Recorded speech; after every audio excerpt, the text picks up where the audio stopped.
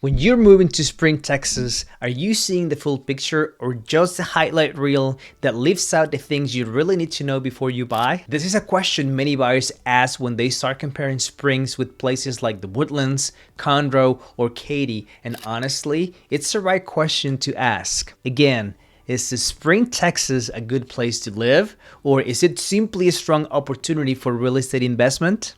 It can be, but there are real trade-offs that will either fit your lifestyle or create challenges you didn't expect.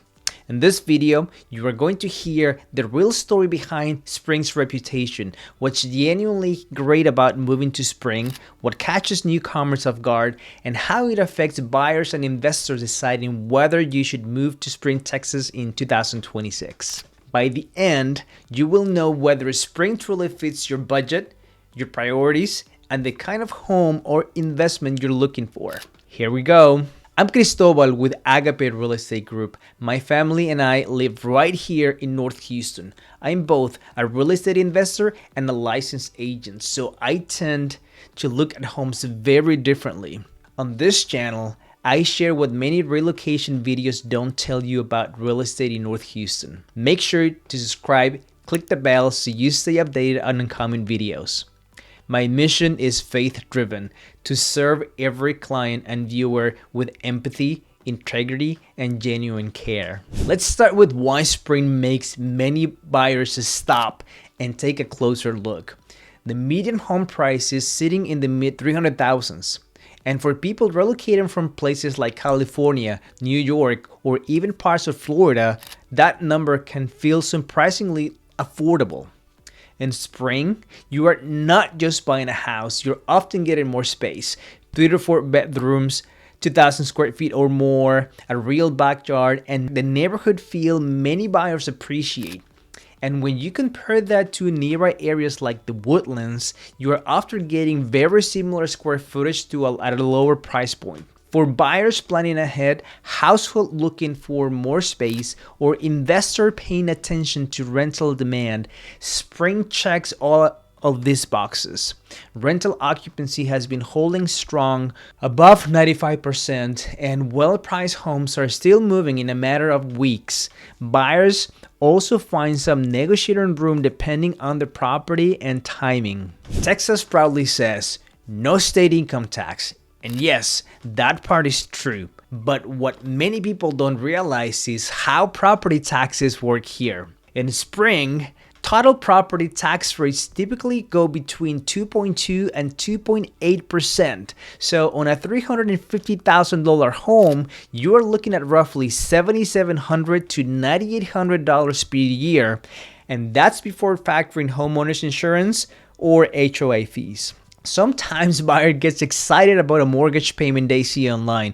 It looks great at first glance, but once property taxes are included, the monthly payment can shift, sometimes quite a bit.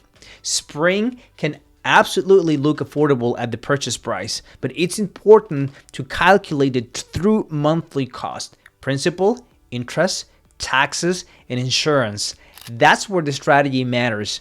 The key is targeting areas where the value, amenities, and long-term appreciation potentially justify that tax rate.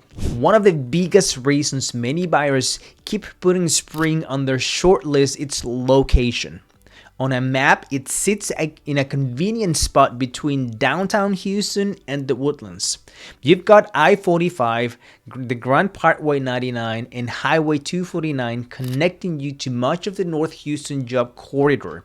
That's one reason relocation guides and market reports often highlight Spring as a strong option for commuters. One situation that often comes up for buyers in this area is when one person works near the Woodlands or the Exxon campus while the other works closer to Houston or Greenspoint. Spring can help split the commute so neither drive becomes overwhelming. You're also close enough to enjoy the Woodlands shopping, dining, and entertainment without necessarily paying the Woodlands prices when you buy.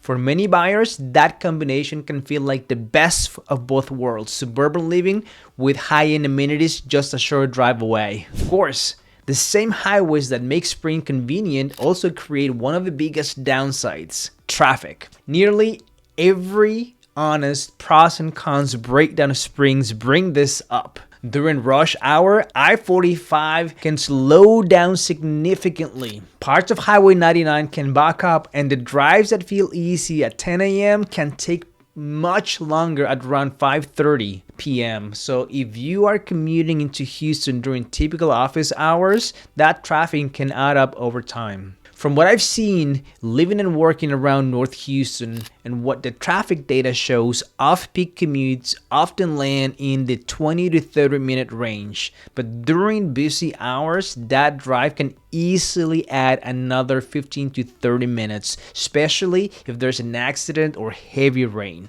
On top of that, Spring is largely car dependent.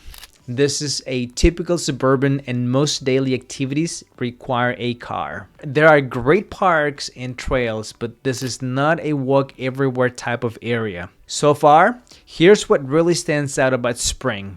Strong housing value and a convenient location, but property taxes and traffic can affect the numbers and the daily routines more than many relocation videos mention. But the next part of the story is often what really shapes the decision.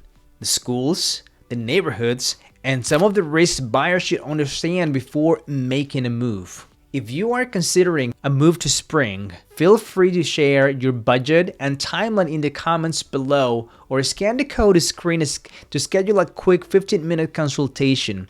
I can help you explore which areas of Spring or other parts of North Houston might fit your goals best. At Agape Real Estate Group, we focus on looking beyond the highlight reels and understanding the real numbers behind the move. Let's keep going.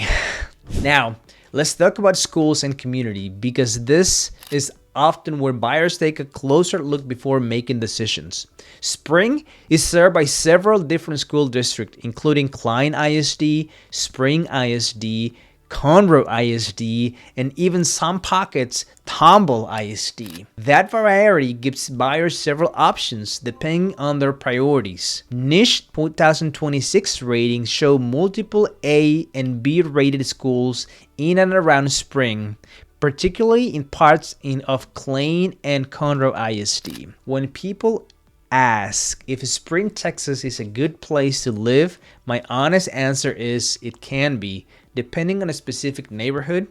Areas like Glenlock Farms, Spring Trails, Legend Ranch, and part of Windrose are often mentioned because schools, amenities, and long-term resale value tend to align well in those communities. On top of that, Spring has strong sense of place. Parks and greenbelts along Spring Creek community, pools and playgrounds, and historic downtown style areas in Old Town Spring with restaurants and local shops. For many people going through big life transitions like relocating to a new city or starting a new chapter, that kind of community environment can make it easy to settle in. You are not just buying walls and a roof, you are choosing a neighborhood and a daily rhythm that fits your lifestyle. The last set of cons to really understand before making a decision has to do with risk, and the first one is flooding. Much of North Houston, including Spring, sits in an area that can experience flood exposure. Risk platforms often rate part of Spring as having elevated flood risk, pointing out that while many homes sit outside of the 100-year FEMA floodplain, some areas can still be affected during larger storms events. This doesn't mean every property floods, but it's something buyers need to understand before making a decision. In some areas, flood insurance will be required, and in others, it may be optional. But understanding the risk and planning ahead is simply part of buying wisely in this region. Then there's the weather. Summers are very hot, humidity is high, and storms can be intense at times. For some people, that's simply part of living along the Gulf Coast. But for others, it's something they need to think about carefully. It's worth asking yourself where you fall on that spectrum before making a move. Third factor, many buyers looking into crime data. Overall, violent crime levels reported of Spring tend to track around or slightly below national levels. Property crime, things like theft or break-ins, can appear higher on some reports and that are public available, like crime maps, show that patterns can vary depending on the specific neighborhood. So when you are deciding whether you should move to Spring, Texas, it helps not to think in simple good or bad labels. A better approach is to review the available data, understand how different areas compare, and decide what level of risk you personally feel comfortable with before choosing a location. If you are planning a move to Spring, Texas, or simply exploring your options, I'll be happy to help you to take you to the next step with clarity and confidence. You will find my contact information below. You can also scan the code to schedule a quick call or consultation. At Agape Real Estate Group, our mission is simple: to serve with trust, professionalism, and integrity, helping you make confident real estate decisions with peace of mind. For us, it's never just about buying a house, it's about helping you find a place and a lifestyle that truly fits your goals and your vision. Thanks for watching.